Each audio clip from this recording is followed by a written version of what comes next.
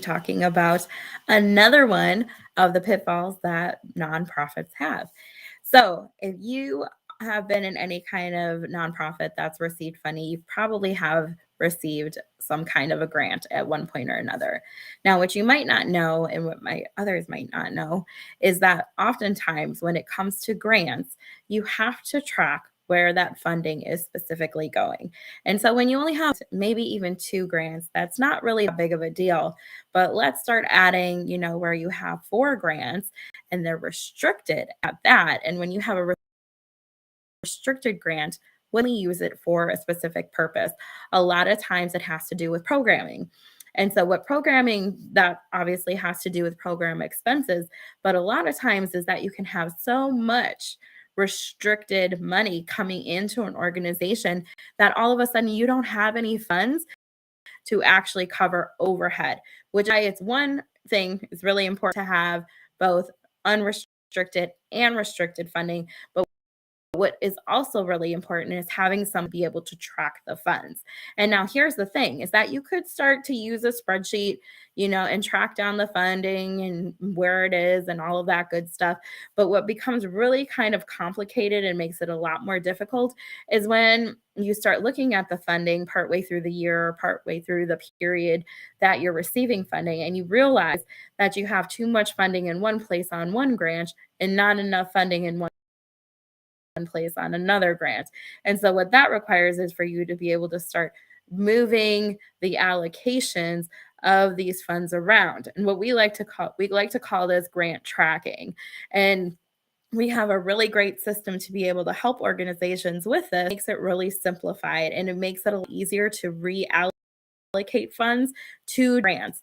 So if you have something like this, or if you're anticipating that you're going to get to the point where you have something like this, it's really important to start thinking about how you can start keeping track or how you will eventually keep track of all of this funding that's coming in and where all of the funding is then getting dispersed and how you can best allocate that so that you can see that. We use QuickBooks Online for this kind of thing. And QuickBooks Online is really great because you're able to put things into different pockets.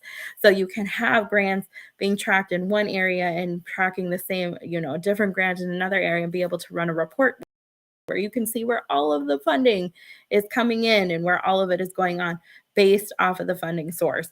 And that makes it a lot easier to be able to pull those reports whenever they're needed and reallocate funds whenever they're needed. These are some things that a lot of nonprofits don't think about until they're in the midst of having multiple grants that they're trying to track.